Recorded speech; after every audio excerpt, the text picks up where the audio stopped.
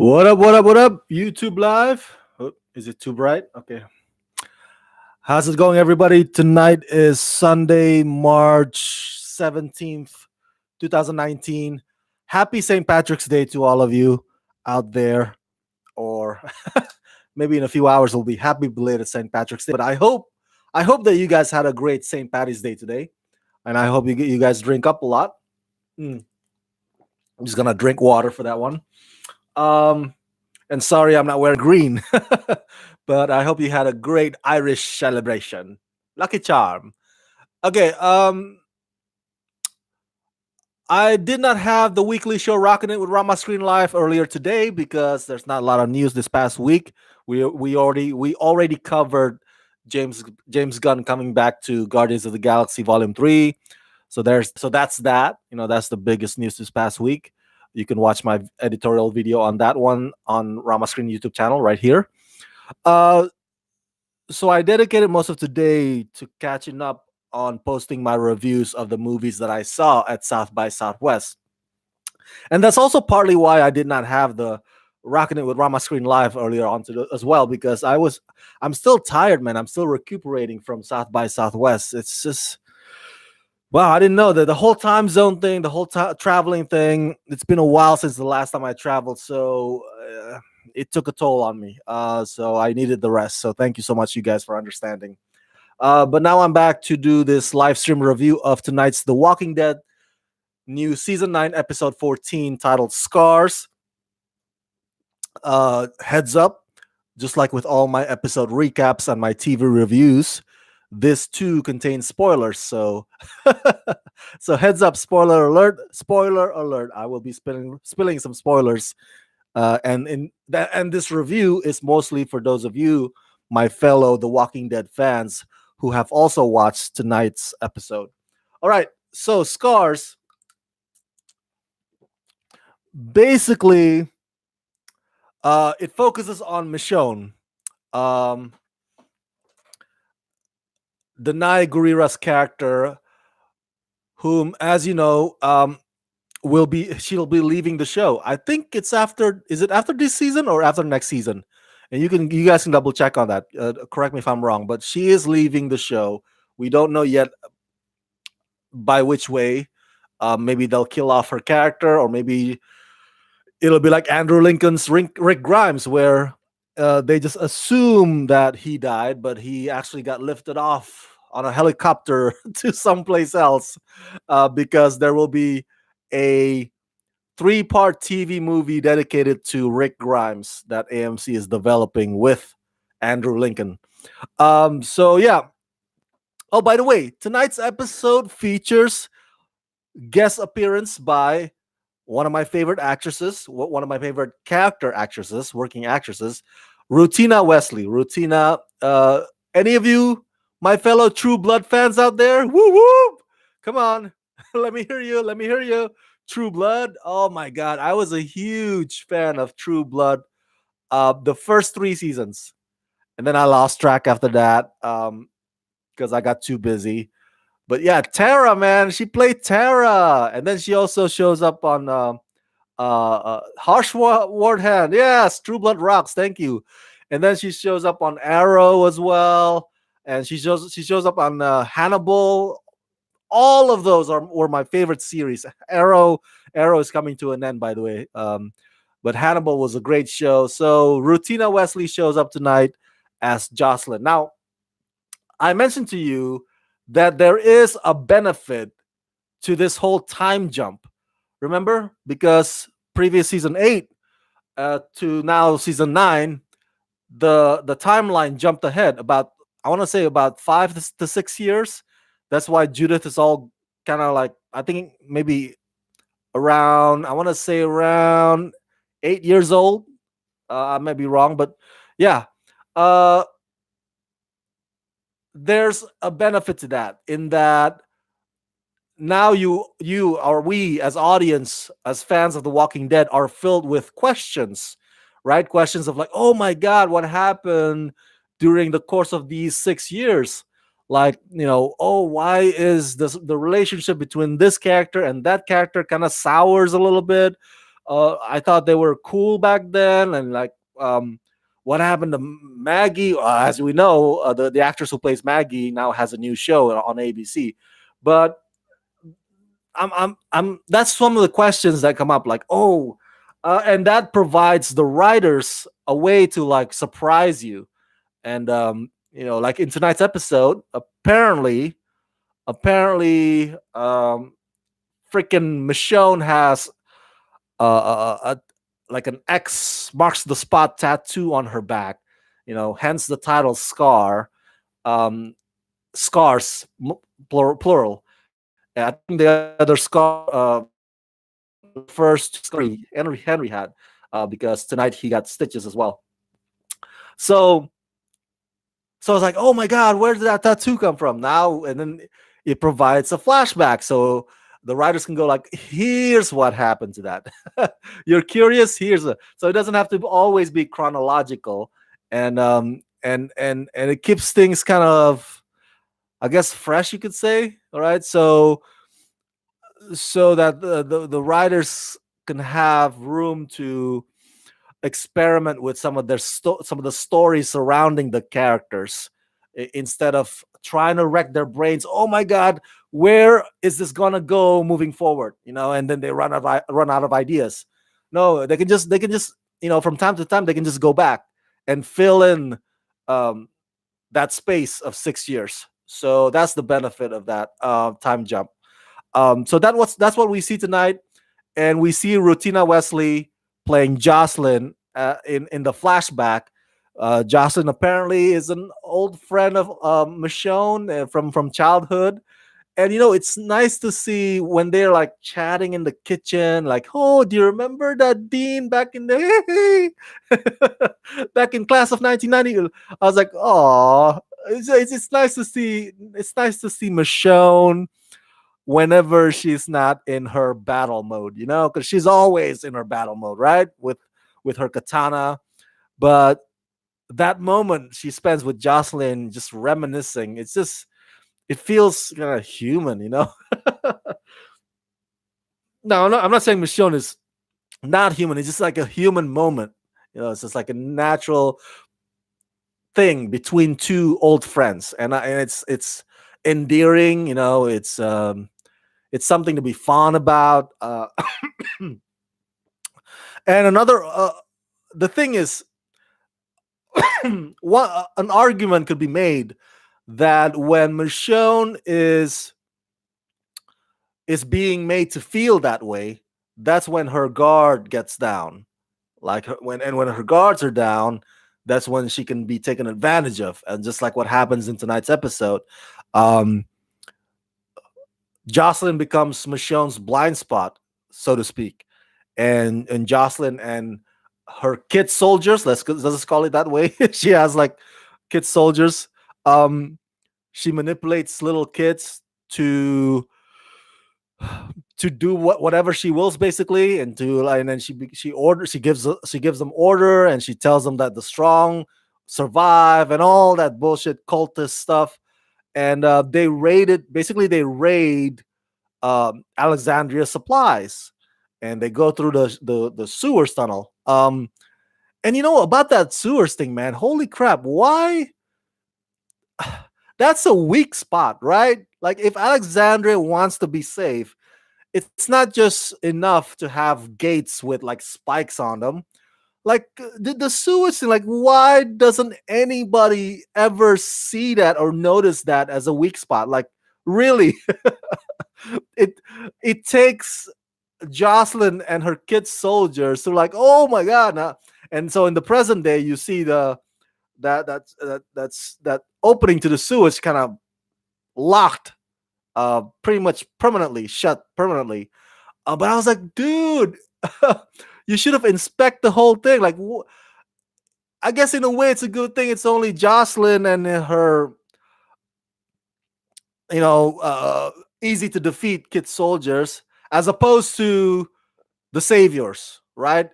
Or I don't know, the governor people, if the governor people still around, but they are more formidable. Or Alpha, the whisperers, they are more affordable. They are more formidable foes than those kids led by Jocelyn. And imagine if they figure out a way to enter to Alexander through that. Man, that would be Alexander would be like, we are so dumb. Why didn't we see that? Um, touches. Come on, Alexandrians, come on. You can do better than that. Um, so, that whole thing culminates with um, Michonne and Daryl going after Jocelyn and the kids. And as we see in tonight's episode, it ends pretty bloody, pretty badly, and that juxtaposes with present day when Michonne is fighting the zombies to get to help to get to save Judith.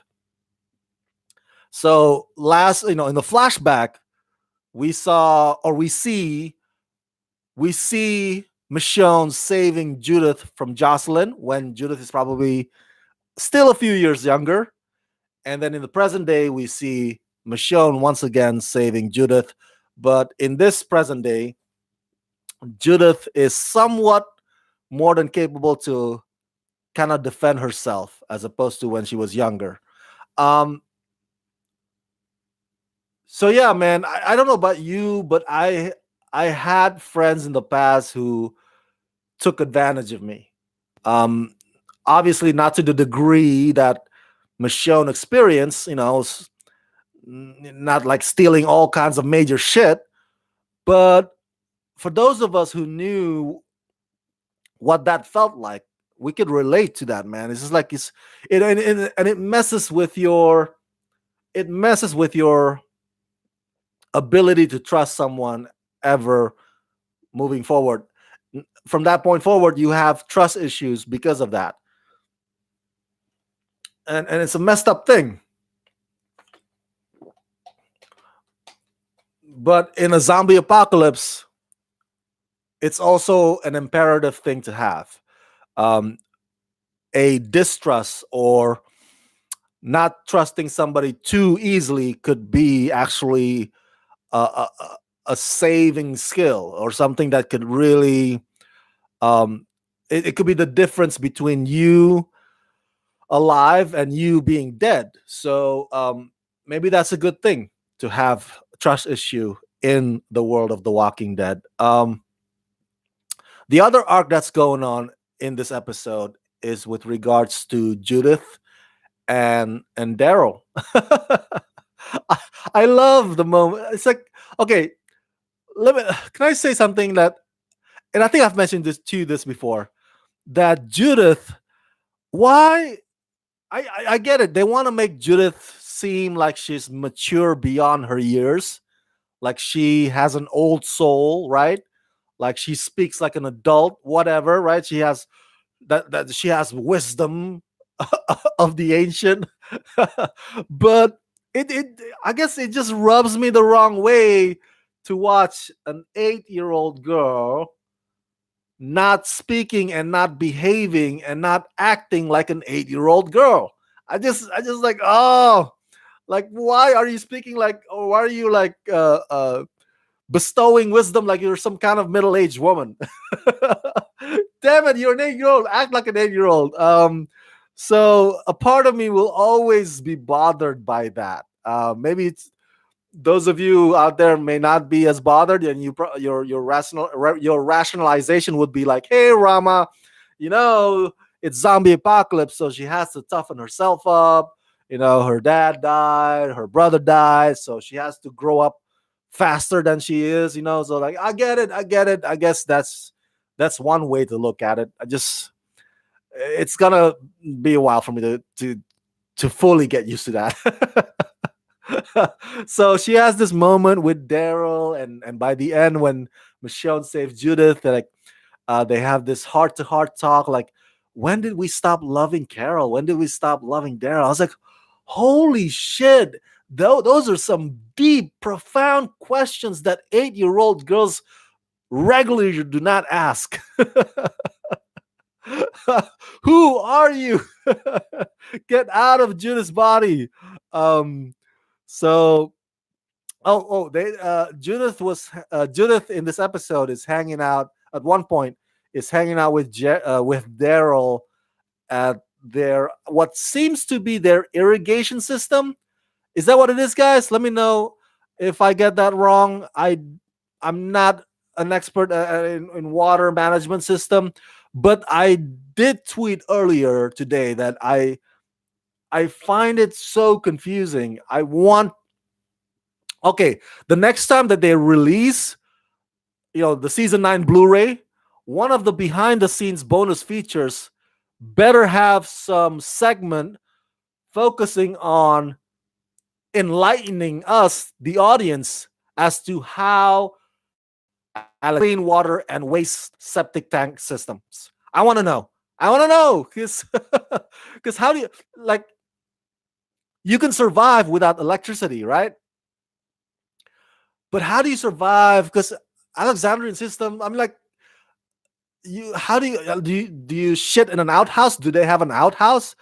Surely they can't just use the bathroom because where would the water go? And I mean, it's zombie apocalypse. There's no government, you know, arranging the gas pipeline waste septic tank. It's like, how does that work? How does that work? So in tonight's episode, we kind of get a glimpse of what seems to be their irrigation system.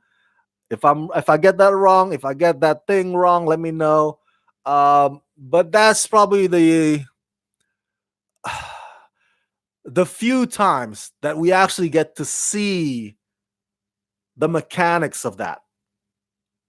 Um, there are still this unanswered questions that I just presented to you. Like, I want to know. I want to know. So AMC, and who else that works with AMC in Anchor Bay? AMC and Anchor Bay work together, right, to release the Walking Dead Blu-rays. You better make that segment happen in one in a bonus features on the upcoming Blu-ray. So, as I conclude this live stream review of tonight's episode, I just want to say that it is a good reflective episode. It's a good introspective episode on the part of Michonne. Obviously, you can even categorize this as a filler because it takes you away from the story about them going up versus Alpha and the Whispers. So it's like, let's make a quick detour and talk a bit about Michonne and unleash some of our cards that we are holding when it comes to those 6 years. So that's basically what that's basically the purpose of tonight's episode, and I don't mind because to my last point is that it's good to have these filler episodes about Michonne occasionally moving forward from this point on. It's good to have those, knowing the fact that Danai Gurira is going to be leaving the show. So these exploration of Michonne's past and introspection and reflection about Michonne as a person, Michonne as a mother, it's a good way step by step for us to kind of send that character off in a goodbye eventually, ultimately. So I welcome it. I thought tonight was a really, really solid human episode about Michonne and Judith as well. And I liked it. Yeah. But to the next week, as you know, it's going to be back to Alpha again. So no more distractions because a couple of Alpha's whisperers have noticed, oh my God, there is a community up in this place. Opportunity. So, okay, that's it, you guys. What do you guys think about tonight's episode of The Walking Dead Season 9, Episode 14? And for my fellow True Blood fans out there, were you as happy as I was seeing Rutina Wesley's face on tonight's episode? It's like, if only she's a series regular, right? Not just like guest appearance. Because dude, Rutina is like, look at her. She's made for a world that's rugged and tough like the Walking Dead world. So, but I wish her all the best in her career. Hopefully she gets a show that's as equally great as well in the upcoming future. So let me know your thoughts in the comment section below. What do you guys think? Like it or not like it about tonight's episode? And what do you guys hope to happen next week? Share your thoughts in the comment section below as always. Subscribe to my channel. Subscribe. Press that like button, ring that bell. And if you can help support me, please do so at patreon.com/ramascreen. Patreon.com/ramascreen. Thank you guys. Let's rock this.